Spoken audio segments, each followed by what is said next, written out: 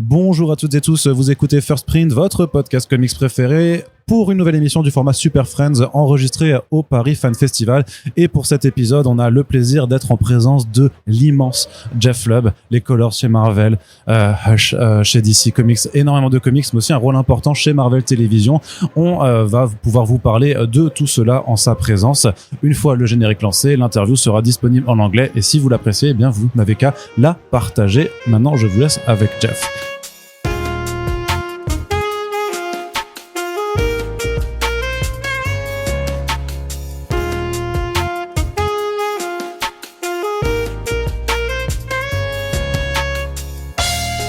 So it's really, like I was saying just in French, but it's really a pleasure to have you. Thank you for being here, Jeph. Thank you. It's a pleasure to be here.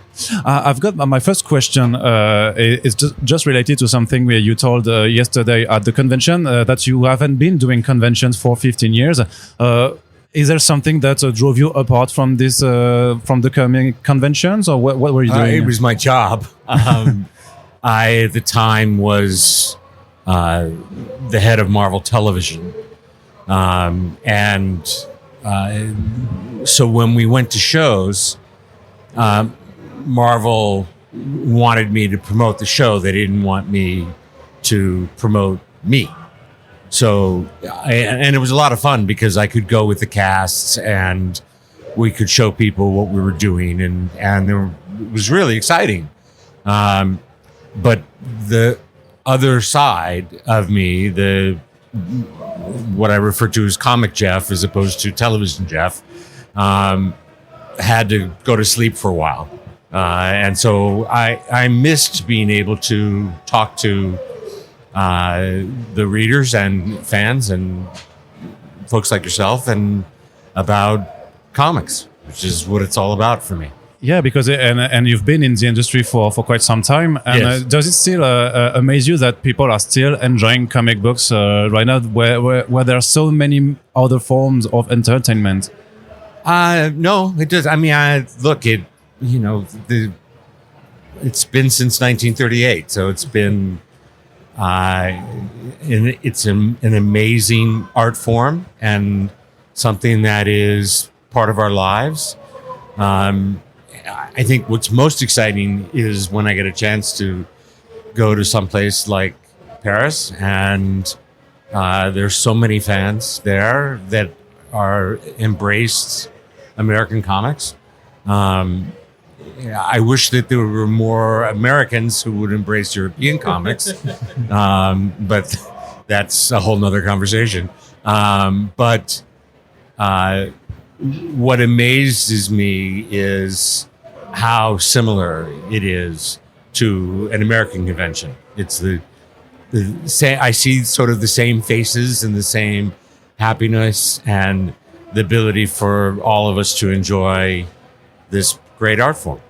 You said that there is a comic Jeph, and I took that you really love the medium. What is the strength of the medium of comic books today compared to television or cinema? Well, to you?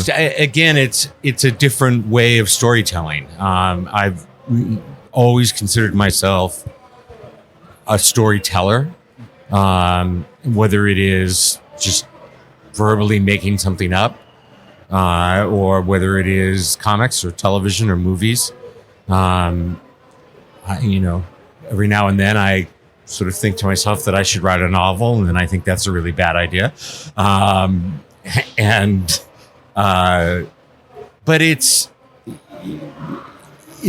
such a strong visual medium, and when you've had the opportunities that I've had to work with such amazing talents like Tim Sale and Jim Lee and Mike Turner and Carlos Pacheco, and I mean the Ed McGuinness, Frank Cho, Arthur Adams. I mean, we could sit here all afternoon. And the people that I've had a chance to work with, and who I've probably not mentioned right now, I have nothing but the greatest respect for, and just think that they're amazing. Simone Bianchi, yes, you're out there somewhere. I know that. Would you say that you chose to work in comics because you actually already had a career in Hollywood? It was a gift. I didn't really expect it to ever happen. I wrote one comic when I was 13 years old because I wanted to. I didn't think anyone was ever going to do anything with it. It just was a comic. But it was literally probably 20 years later that I was working on the Flash movie at Warner Brothers. This is back when they were making the Michael Keaton Batman movies. And that movie didn't happen. And the next thing I knew, I got asked by Jeanette Kahn, the president then of DC Comics. She said it exactly that way. If you're not going to write a movie for us, would you write a comic book? And it was really unheard of because the people that were writing comics were people that only wrote comics. There was nobody from another world coming in. And I think that's probably why DC was so concerned about, who was I? Who was this guy? What was I going to do? And so, and I wanted to write Batman and Superman. They were like, you can write the Challenge of the Unknown. But the gift there was that I met Tim Sale. And I never would have met Tim. I never would have known Tim. I don't know that Tim would have ever gone into superhero comics. It was just one of those things. He was at San Diego Comic-Con looking for work. I was at San Diego Comic-Con looking for an artist. And we got turned down by everybody. And when I mean everybody, I remember really clearly going into there was like an artist alley. It was a separate area from where the comic books were. And San Diego then was nothing like it is now. It was a very small convention in the basement of a hotel. And I went into this artist alley room and there was two guys sitting together. And I looked at their stuff and I was like, wow, you guys are really talented. I have this great, outline for Challenges of the Unknown. Would either of you be interested? And they both looked at me and laughed and said that they were going to go on the X-Men.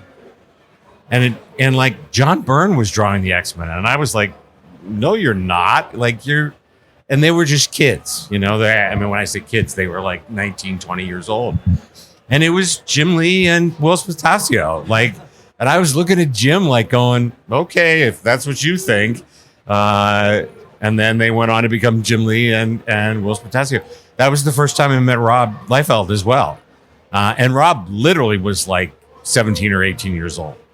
And he had his Hawk and Dove pages trying to look for work. And I was there and he looked at me like, I'm going to go work in the X-Men office. So finding Tim was really the gift of Challengers. Yeah.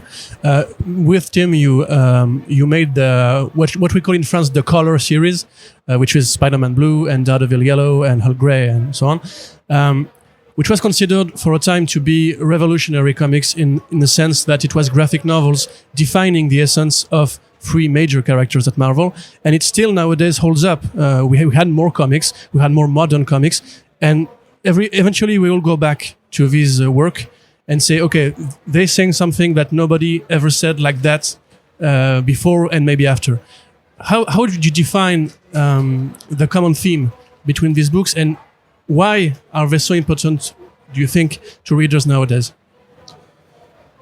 Well, I hope you haven't left out Captain America White for any reason. Because it came out later. This is what. And again, that was a function of I had to go and make television, and so it was really hard to do both jobs. But as I refer to them as the color books, they were stories that Tim and I wanted to tell not about the essence of the characters. I think it was just that we were two romantics. And particularly in the case of where it started, with Daredevil Yellow, we had really were shocked by the death of Karen Page. And the idea that there was this character who had been there at the very beginning, who had as much to do with making Matt who he was, that it just felt like we had to remember who she was. And then it was, with Gwen, it was very easy because as much as I understood and appreciated what happened with that character, it was now there was a new generation of readers who didn't know who Gwen was, and she was being forgotten. And so it was really an opportunity. And in the case of Betty Banner, that or Betty Ross, that she had died and then had come back to life. But in the case of Karen and in the case of Gwen, they hadn't returned. And so they were stories that were told, I suspect, so that the characters could have new love interests and see where else they could go.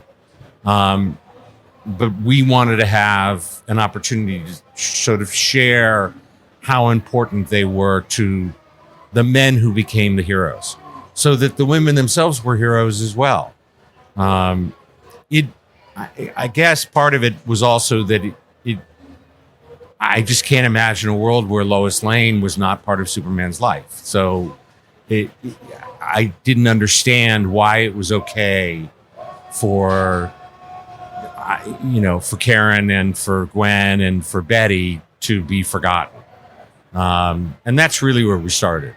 It really wasn't about getting to the essence of the character. It was really about letting the reader remember who those women were and how important they were. Would you say it was the same case with Jason Todd in the Batman Hush comics, where it was also, we're going back to that character who died in a terrible circumstance, and we're just putting him back on the spot in a way? No, that was just a trick. It was. I didn't have any real special fondness for Jason. Like many people. And look, I get asked today, who's my favorite Robin? I always answer the same thing, which is there's only Dick. I appreciate the fact that there are these other kids that came along afterwards, and there's some interesting characters, and there's a lot of Damian fans and a lot of Tim fans and a lot of Jason fans, and but to me, there's Dick Grayson. I don't understand why there's one Batman, there's one Robin. Like, that's how it is for me. But I'm a fan, so I get to have that opinion. No, we just sort of had this idea that it would be fun to have people think for a second that Jason had come back. Yeah. So it was just it really was. It was a trick, and then it was a trick on a trick because Jason hadn't come back. But I have to say that when Jim drew grown-up Jason dressed as Hush, it was pretty cool. I mean, I looked at it and went, that's sort of how he should look. And if he had looked like that, I think it would be great. Some people said that it was an influential way to make Jason Todd eventually come back, because most readers who saw Jim Lee's drawings of Jason said, okay, we need to have him back somehow.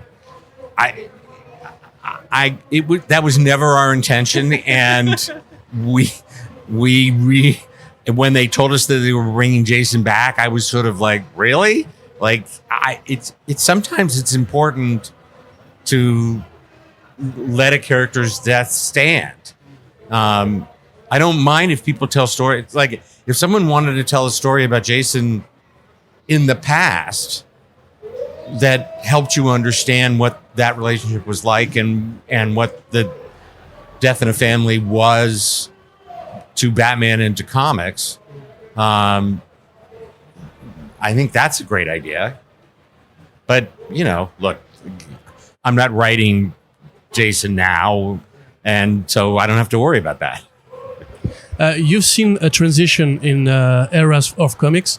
As you mentioned, you worked a lot with Tim Sale. It was also the time where Darwin Cook started to arrive, and the youngsters you mentioned, Tom McFarlane, Jim Lee, Rob Liefeld, and they founded Image Comics. And suddenly we saw that it was a little bit easier to become an author, a great writer, a great artist, that the industry, who was maybe a bit rigid before, started to open to new styles and new ideas and new inventions. Eventually, you had to become a president of the studio. But how do you see the evolution of the comics format from when you began to where it is today? Well, I think it's very much like cinema. What happens is there are the pioneers, the people who started out.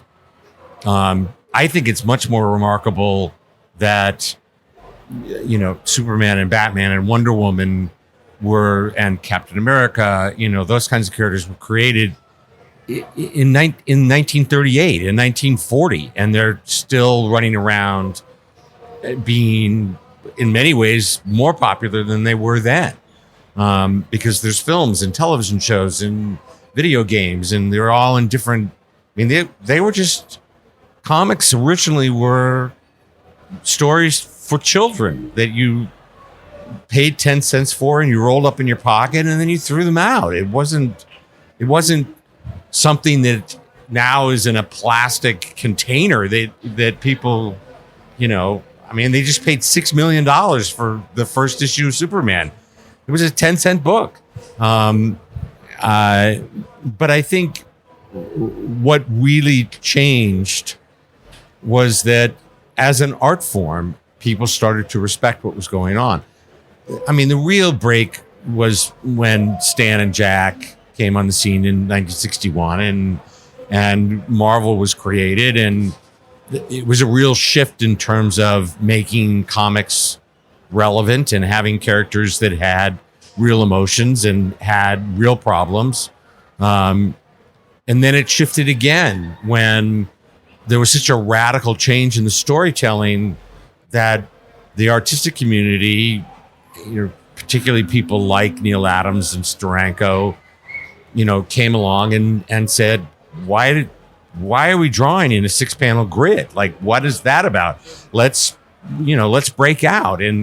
And when Kirby embraced it and started doing like double page spreads, like people were going out of their mind, like what was happening to this art form? And then that from that group, there suddenly became, now there was Frank Miller, he was a writer and an artist, and he was also breaking new ground and telling stories in ways that no one ever thought about. And Alan Moore came on the scene and was telling stories that required an artistic level that was not what people thought of comics.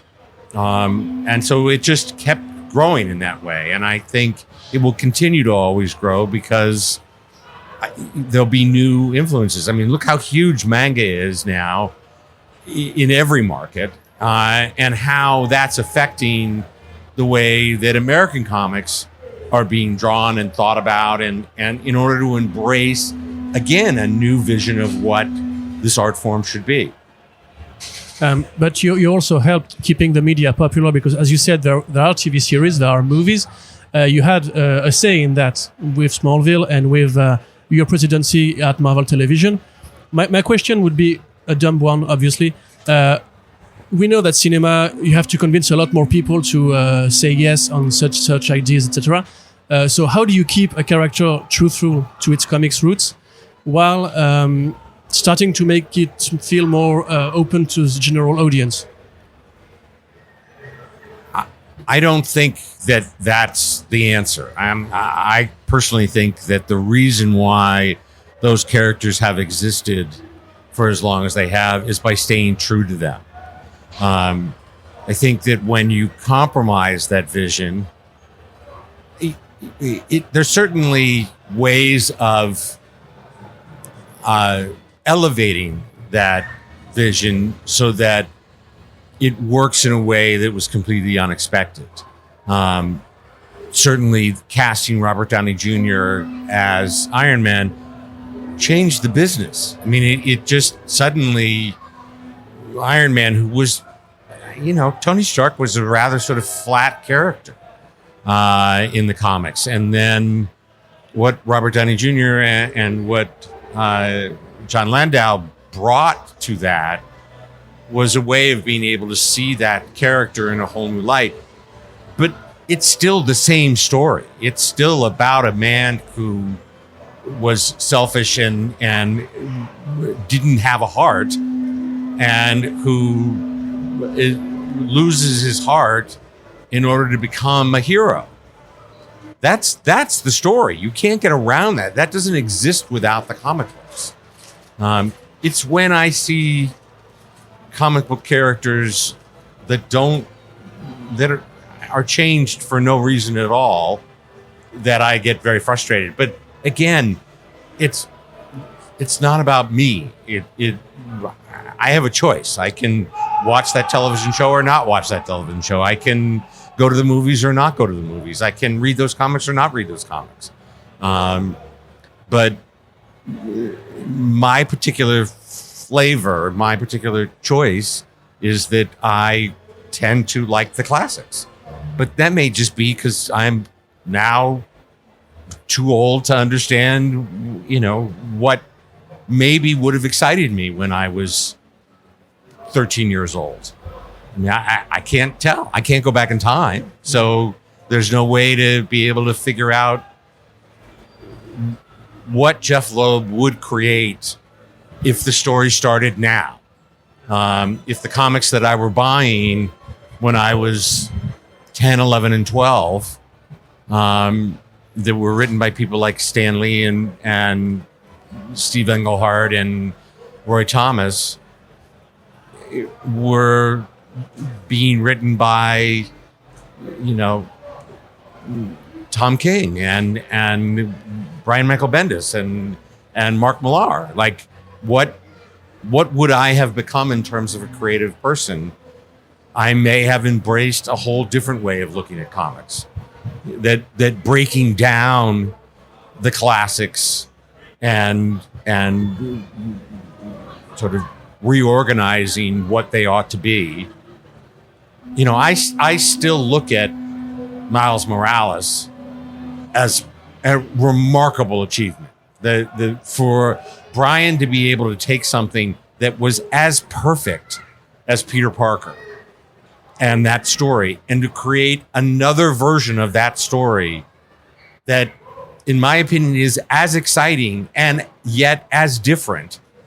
That's amazing to me. I don't think I ever could do that.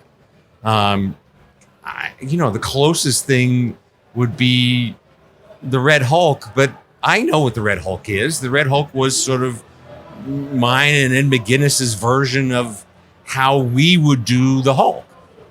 So it's not the same thing to me. But, Brian gets to be able to sort of wear that badge. I think that's pretty great. So, what do you think about the whole, the Daredevil that is going to be made at Marvel Studios, because they are seemingly going back to what you were doing with the Netflix show? I don't. Here's what I can tell you is that when we were working at Marvel Television, the people that work there, particularly the staff and particularly the writers and the actors and the crews, were enormously talented and really loved what we were doing. And I it was an enormous team effort by everybody. And we were doing it sort of outside the studios. And I there isn't anybody who has any more respect for Kevin Feige than I do, because when I look at those movies, they're unbelievable how great they are in terms of being able to elevate the material. And I mean, Guardians of the Galaxy is an extraordinary group of films. And to have an understanding of art and special effects and all of that, and bring that to the table, and going back again to Robert Downey Jr., amazing. I love the Avengers films, particularly the first one. And those are as exciting as anything. They were just very different from what we were doing. But we had to be, because what was the point of doing little versions of the movies on television? That didn't make any sense to me. And so that's why ours were darker and grittier, and you know, I look to people like Martin Scorsese, and I look to people like William Friedkin. You know, those are the things that we would talk about all the time when we started out. And you know, when we would sit down with the writers, we would say, think of the movies that were made in the early 1970s in New York City. That's what we're doing. We're not doing what they're doing in the movie studio. Okay, I've got a last question. You mentioned before with the audience that you're not planning on writing anything, any more comic books. So I have to ask again, is it really something that you're done? Or No, is there still hope for some time? It is. I never say never. And I think what I've been trying to say when I say that is, it always depends on who's going to tell the story.